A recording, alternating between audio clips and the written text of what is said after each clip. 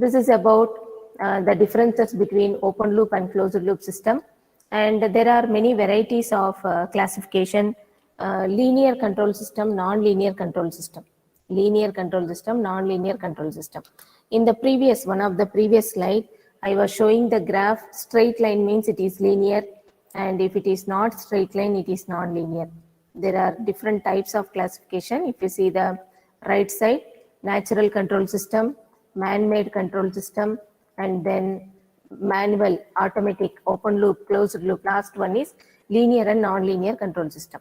You can see the graph, the proportionate, whatever changes in the input, x-axis we take the input, y-axis we take the output. Whatever changes in the input, appropriate or proportional change in the output happens, the graph will be a straight line 45 degrees angle in the first quadrant, or any quadrant 45 degrees angle. This is called linear graph, and the component which gives such graph is called linear component.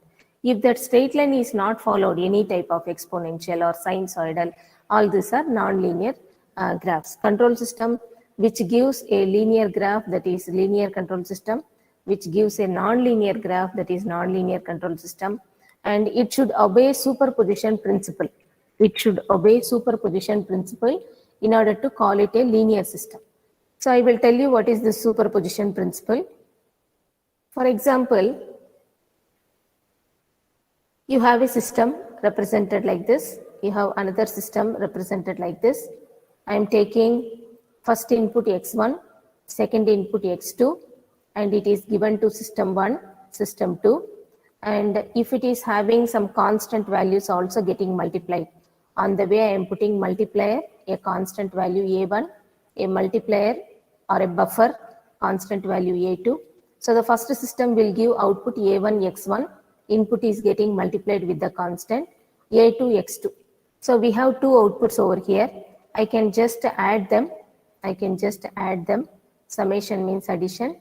So here the output will be a1 x1 plus a2 x2. This is case 1. This is case 1. So I will take another case. First I will add the inputs. Okay. Then I will apply to the system. For example, first input is there. It is getting multiplied with a1. Second input, it is getting multiplied with a2. And I am just adding them. And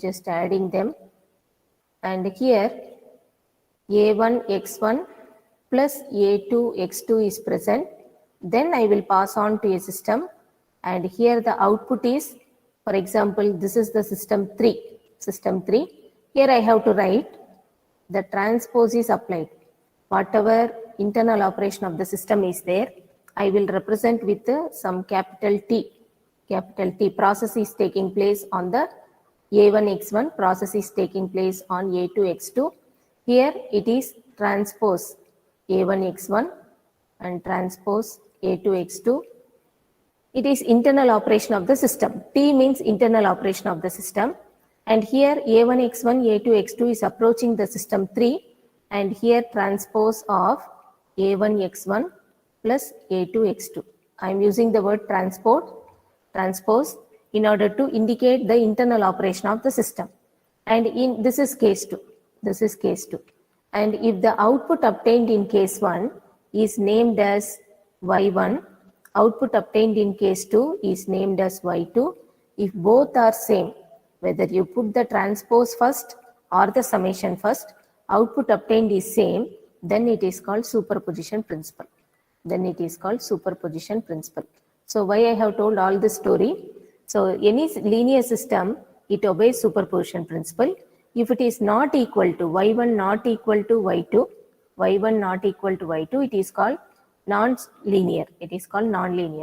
So in case 1 what I have done, I multiplied input with some constant, then I am applying to a system, both two directions I am applying to a system, and then I am making the summation. Output I am naming it as y1. In case 2, I am multiplying inputs with constant. I am first making addition of the two inputs multiplied with constant, then applying to a system. Whatever operation takes place and final output obtained, I am naming it as y2. In case 1, output is y1. In case 2, output is y2. Case 1, system is coming first, summation is coming later. In case 2, summation is coming first and system is coming later. Whichever way you do, output obtained, if they are same, then it is called superposition principle is satisfied, and such systems are called linear systems. If these two cases outputs are not same, then it is called non-linear system. This is the basic difference between linear and non-linear. And here in a linear system, we can analyze them using standard test signals. Example for test signals are step signal, impulse signal, sinusoidal signal, and then ramp signal. All these are standard signals. Exponential signal, all these are standard signals. So if you cannot analyze a system using standard signals, then it is non-linear behavior. And coming to the stability root location, so that root location will come from transfer function, numerator and denominator. We have to apply Laplace transform of input, output, all those things. Now, the stability in linear system depends on root location, but in non-linear system, it depends on initial condition, type of input. All these things will play a role in the stability. Stability means output without fluctuation. In simple, stability in our control system means output without fluctuation, constant value. And here, it do not exhibit limit cycles, means there is no disturbances. Limit cycles means you will have time period. You will have time period, fundamental time period. Then harmonics means second time period, third time period. All these are called harmonics. You know this sign omega t plus capital T, which means the same type of one full cycle. Okay, positive half cycle, negative half cycle. It is getting repeated again and again in the same fashion. So the first time the positive and negative half cycle put together is called time period capital T, that is called fundamental time period. The next time it repeats, it is called second harmonic. Next time it repeats, it is called third harmonic. Harmonic means same thing getting repeated. Okay, and this limit cycles is also something related to this harmonics, and it will not exhibit limit cycles, means exhibit limit cycles in the way it is giving output. In the way it is giving output, it is not getting disturbed by the input signals. But here it exhibits limit. Limit is there. So based on the input, the output also varies. It is depending on the input, hence the next behavior it exhibits limit cycles is also there. And the fifth point is hysteresis, jump resonance. Resonance means it is some extra noise. Hysteresis, resonance means it is some extra noise created.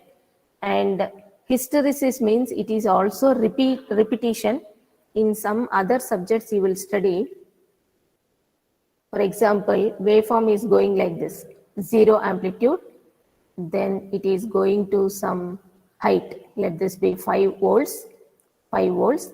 It is being constant, it is jumping from 0 to 5, jumping output. I am saying about output, it is jumping from 0 to 5, then it is maintaining 5, then it is coming back to 0, and then it repeats this path. This is the direction of flow. This is called hysteresis. Why I am drawing the graph means this returning back, the fourth path, this is called hysteresis. Instead of going this way, it will just move this way, again it will turn back and it will try to go in the same direction. So this is the name hysteresis. You will study this in measurements and instrumentation subject, and in the Smith trigger, LIC subject, which comes in the 5th semester. All these things will not happen in a linear system. It will not exhibit hysteresis. There will not be any extra noise created. But in the non-linear system, all these things will come. And the linear system can be analyzed using Laplace transform, Z transform. But in non-linear system, it cannot be analyzed. Means the system cannot be analyzed, means output cannot be analyzed. Transfer function cannot be analyzed using Laplace transform, Z transform. In mathematics, you might have come across Laplace transform, Z transform. In simple, if you want me to explain the Laplace and Z transform, it is something like this. If you have a system, input is x of t, output is y of t. If you apply Laplace transform, it is represented as x of s, y of s, cap letters. You have to use cap letters after applying transform. If you represent using z transform, it is x of z and y of z. These are the representations. We are analyzing output using Laplace and z transform. In the case of linear system, it is possible. In the case of non-linear system, it will not be possible.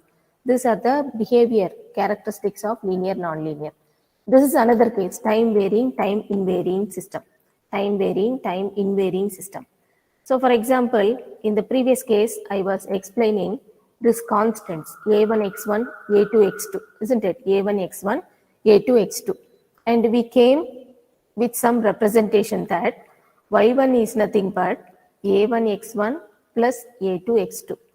Some representation like this, transpose of a1 x1, then transpose of a2 x2. The constants what we are using, a1 a2 constants what we are using, if they are constants, then it is called time invariant system. Time invariant system. And if they are function of time, if a1 is function of time and a2 is also not straight away constant but function of time, in that case it is time varying system. Time varying system. Okay, so in the previous case I have given some diagram where a1 x1 a2 x2 I explained. x1 x2 are the inputs, a1 a2 are the constants or buffers or constants. If they are strictly constant, then it is called time invariant system. But if that value slowly changes, upon time, then it is time varying system. In any system, wherever you have equations written, input is getting multiplied with some coefficients. I will name a1, a2 as coefficients. a1, a2 are coefficients. If the coefficients are straight away constants, it is time invariant system. Coefficients are function of time, then it is time variant system. So this is about the explanation. System whose parameters vary with time, they are time varying. System whose parameters does not vary with time, they are time invariant.